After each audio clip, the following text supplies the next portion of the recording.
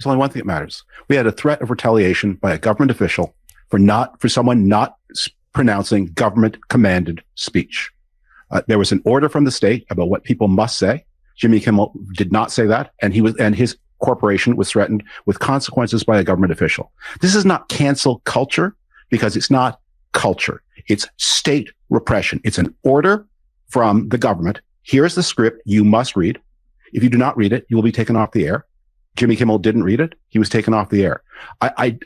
This cannot be. That's David from The Atlantic, and he's exactly right. But the reason all of these corporations and their executives are folding to tiny hands tyrant Trump has nothing to do with morals. They don't give a shit about that, and everything to do with money and more money and deal making. Hi, my name is Suri Crowe, and you're watching the MeidasTouch Network.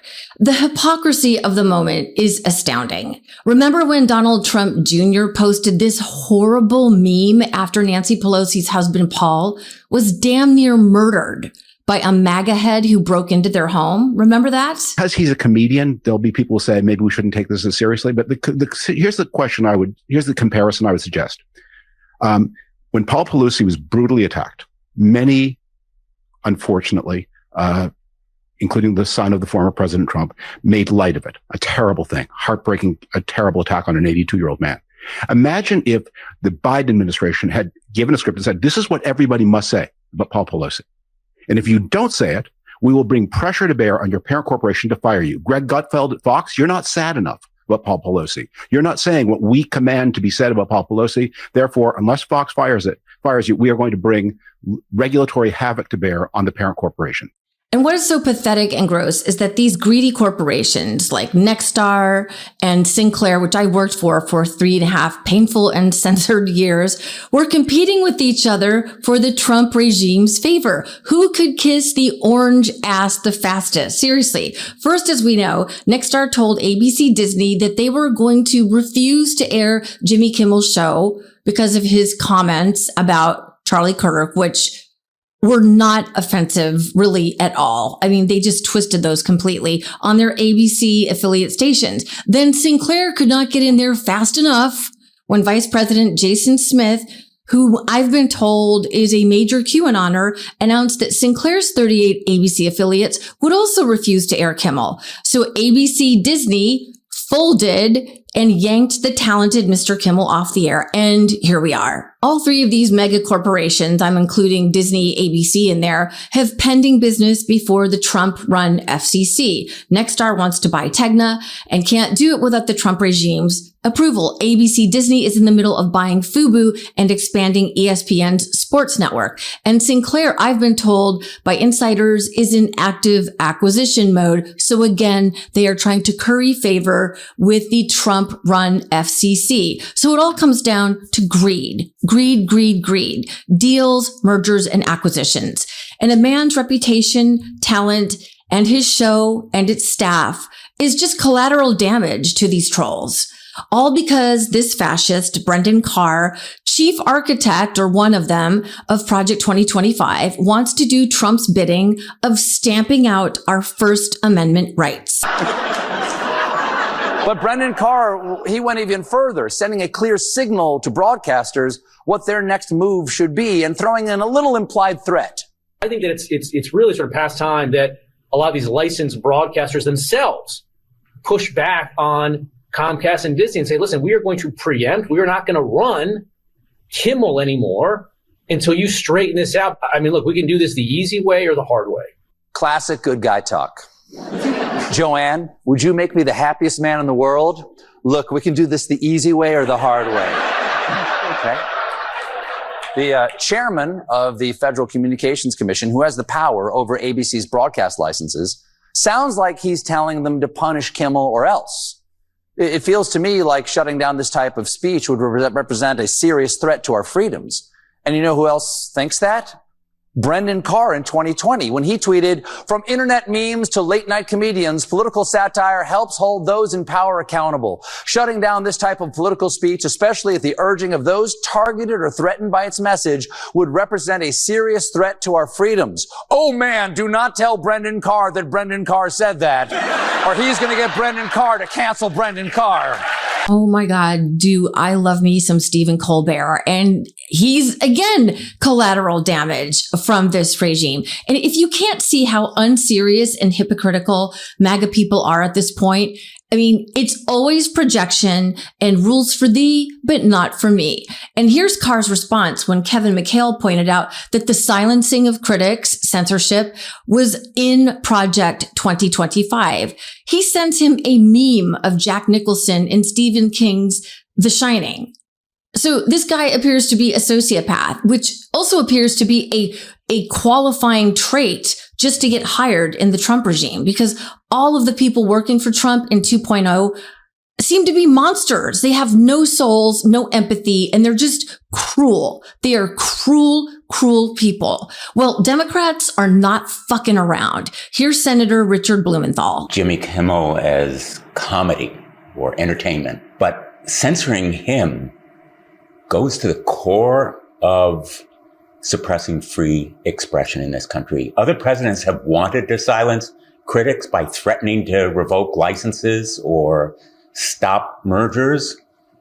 None has dared until now. What Donald Trump is doing through his lapdog chairman of the FCC is essentially to pressure these big corporations to silence any kind of criticism, any kind of satire, any kind of challenge. That is un-American and anti-democratic. And that's why we need to call out the chairman of the FCC. I think he needs to resign, Brendan Carr, and their kowtowing to him shows they have no backbone. They need to stand up. All of us do, because our democracy is at stake. What we're seeing is creeping, in fact, galloping authoritarianism. Fear and intimidation are the autocrats' instruments of power.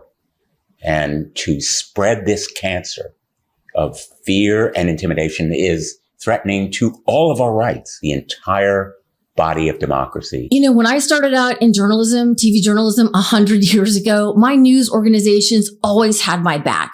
I knew that when I was sent out on a story, I knew that my news managers had my six, because if you're doing your job as a real reporter and journalist, you're clearly going to stir up the hornet's nest, because somebody somewhere is going to be pissed off if you're doing your job. But as mergers and acquisitions began to take over the business, that changed. And one day I remember thinking, wow, I'm actually getting reprimanded by my managers for doing my job well, because an advertiser or the company brass didn't like the politics or the angles that I presented in my reporting.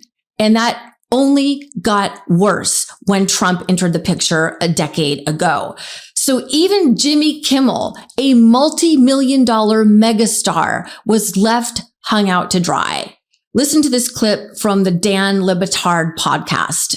Seeing Jimmy Kimmel not have the protection of something as powerful as Disney, because corporate interests in media are filled with such cowardice that you have a situation where not even Bob Iger has the money or the power to stand up to the threat that is presently upon the shores of everyone in media because of how compromised they are by a series of mergers and money interests. And to see Bob Iger show this kind of cowardice and bend a knee again with Trump, not the first time, because what happens here is once you're a coward who's extorted, the bully's going to keep extorting the coward. And when they gave Trump $16 million on something that Stephanopoulos said, they opened the doors now to all of media feeling like it needs to capitulate to a threat. And now you get dangerously close to state-run media. And I will tell you, as someone who descends, grandparents and parents, from a childhood filled with, you can't trust the media, it's all propaganda. I've never seen in my lifetime America in the position it's presently in, where the media is running this kind of scared from power as if we're not a place that one of the chief principles is free speech. And I understand that private businesses don't have to adhere to free speech stuff, but there's no one who can look at what's happening here. You can't look at what's happening here and not say that this is a kind of threat that you have not seen before in the United States, where a comedian gets gone from a late night television show for commentary that, I'm telling you, doesn't pass for the top 100 of the things that he has said on his broadcast that would be offensive to a different political affiliation. He nails it. It's, if you don't go along, no one is safe. And I've been saying this over and over. Bullies or terrorists are never satisfied. Once you pay the ransom, they are always going to come back for more. We've seen it over and over again. The universities that settled or agreed to, deal with Trump's basically extortion schemes, he comes back for more. With Columbia, with ABC, it's more and more and more. He is never satisfied.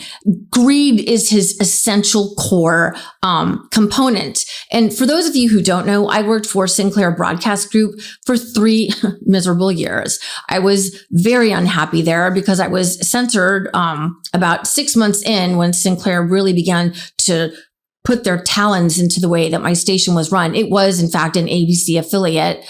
I was locked into a contract, so I couldn't leave. I was legally bound and making like no money. So I even hired some lawyers to say, hey, can you find me a way out of here? But I was stuck, but they were awful to me. But, even the best newsroom that I had ever worked for is now owned and operated by Nexstar. So I would have eventually run into the same corporate bullshit at any of the local news stations that I had worked in over my career. And network news, which was always my ultimate goal, that was my crown jewel destination, is no better. I got right there. I was interviewing and talking to one of the major networks recruiters, and I was so close I could taste it.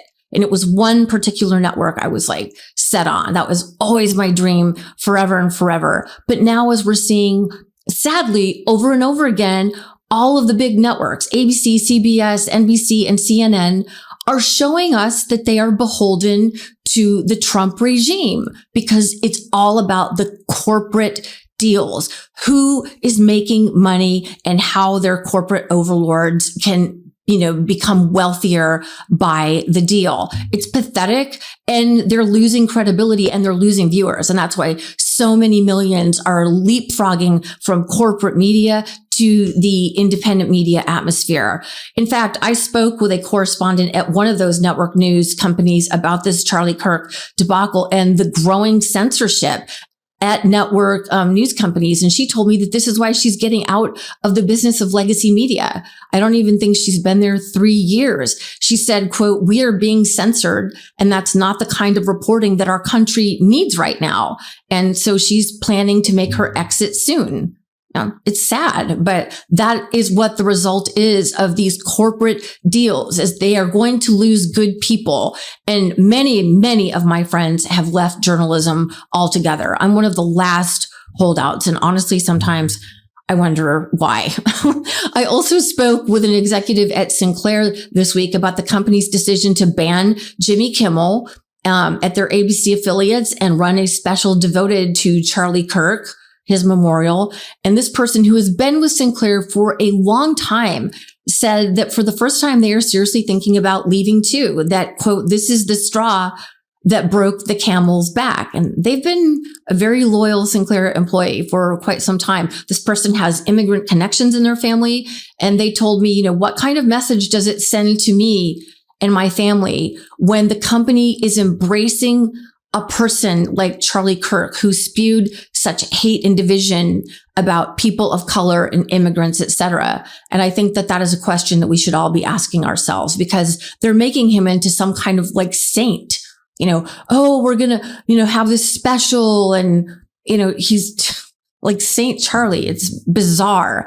Well, Eric Swalwell has been on fire lately, from cross-examining Crash Patel over the Epstein files to this whole situation with censoring Jimmy Kimmel. He is taking no prisoners. He is a former prosecutor, and he is putting Republicans like Brendan Carr on notice. So I want to make it clear. there's going to be a Democratic majority in just over a year.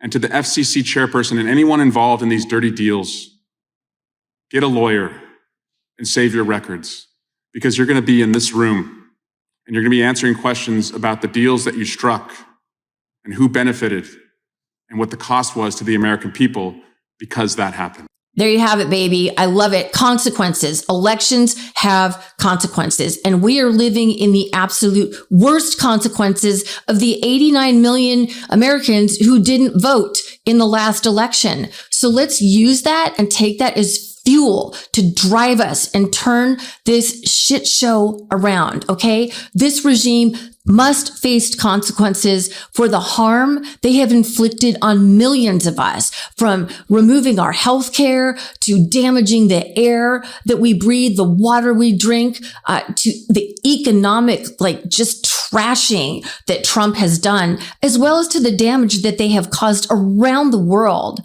And you know what? We do have the power to say enough. We are not helpless. You know, this song that keeps running through my head lately, just out of the blue, is Bob Marley's Get Up, Stand Up.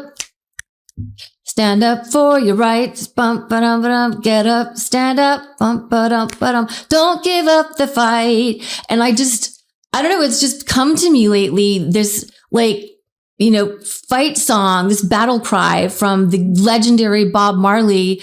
And I really feel like that's where we need to be right now. We cannot roll over and say uncle like these multi-billion-dollar corporations are. Screw them. We, the people, have the power. So let's use it. All right. Stay fierce. I will see you back here soon, and peace. Love this video? Support independent media and unlock exclusive content, ad-free videos, and custom emojis by becoming a paid member of our YouTube channel today. You can also gift memberships to others. Let's keep growing together.